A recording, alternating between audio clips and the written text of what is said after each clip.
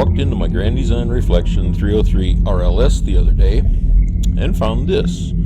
The shower door just decided to shatter. No apparent reason. The trailer had been sitting in the same spot, leveled for about a week.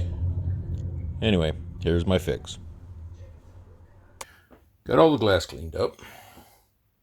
Got all of the silicone that was on here pretty much cleaned off. There was no silicone along that bottom. There's a little foam strip that went on there. One of the things, actually I didn't get all the silicone. I'll have to finish that up. One of the things that I did notice is that there's no backing behind here. So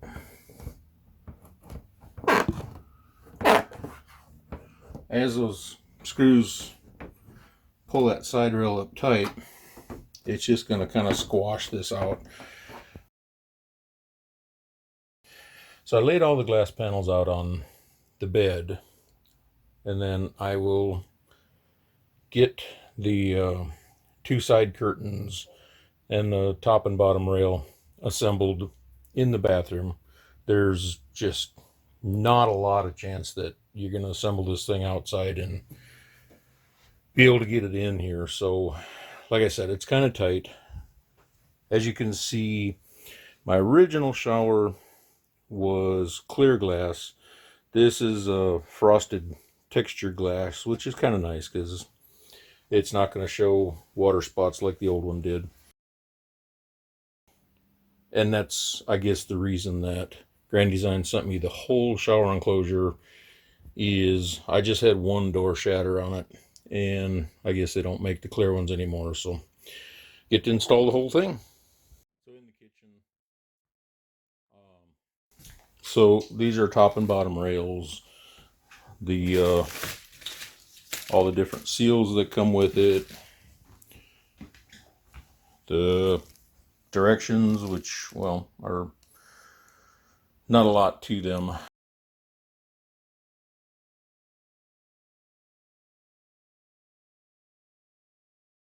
One thing to note is while the top and bottom rails look very similar, there is one major difference,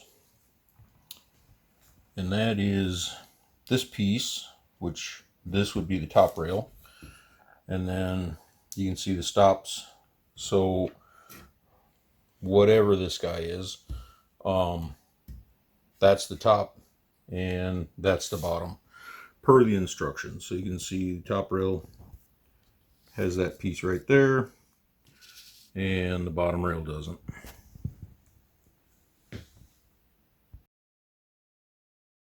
I've got the two side panels installed, which not an easy task in such a small space, mainly because the screws go in there. So, especially on the bottom ones, trying to get everything put in there was most definitely tricky, but it's all together. So, go ahead and put a bead of silicone along the bottom, and I'm going to set this thing in there. Before I actually set the bottom rail down onto the shower base, I put a nice thick bead of pure silicone caulk all along there. So what I'll do is set that base down and let it push the caulk out and then clean it up. Then I went back and forced some silicone up into all of those original holes. Then I made sure to push a bead of caulk back in behind that aluminum piece before I pulled it up tight. Got all the original screws back in their original holes.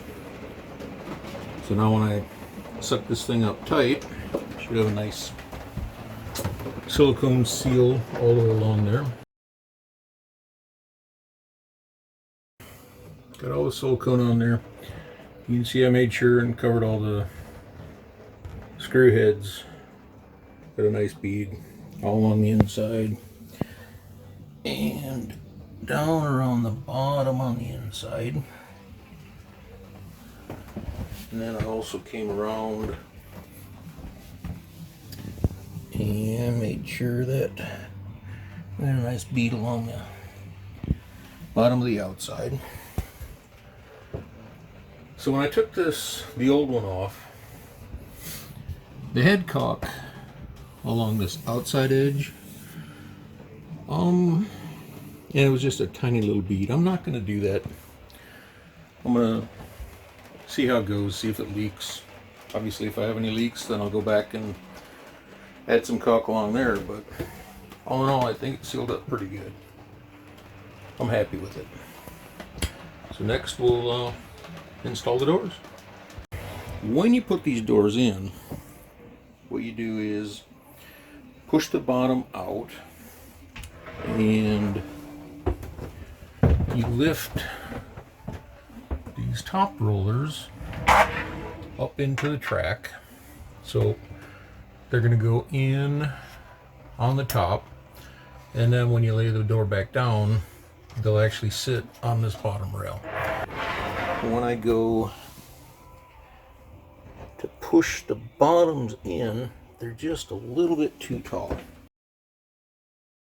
All you have to do, take your screwdriver, and this is really hard for me to film for some reason, just back off on these screws.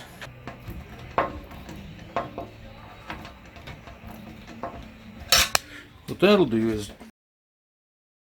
let the door drop down to the point where it can push and get the bottoms to latch. Got the handles on. I got the doors adjusted. And I'll show you what you want to look for. That noise, because these doors have this rough finish, that noise is actually this little seal scraping against there just a little bit. Kind of annoying, but I guess it is what it is. So when you go to adjust these doors, what we're looking at is the gap. So we want that gap to be pretty much the same all the way along the doors. And this is a magnetic piece that helps to hold those doors closed. But if, for instance, the top came in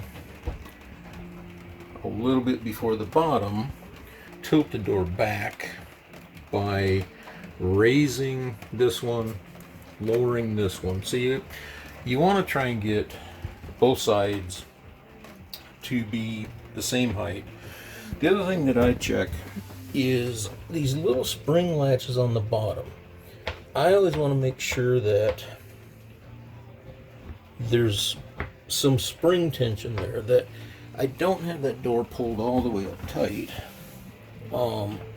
Because again, going down the road, this whole thing is going to flex and move, and you want these doors to sit nice and loose in there. The other thing I found is this magnetic seal, when I put it on, was kind of pushed back a little, so it's really hard to see, but there's a bevel on these, so one fits inside the other.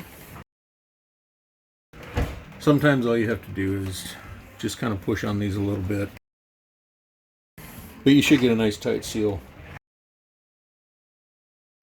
All in all, this wasn't a terribly hard project. I did this myself. I would certainly recommend that you get somebody to help you with it.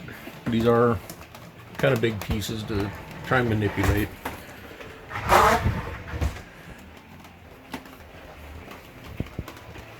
So yeah, that's replacing the shower doors on a Grand Design Reflection 303 RLS. Thanks for watching.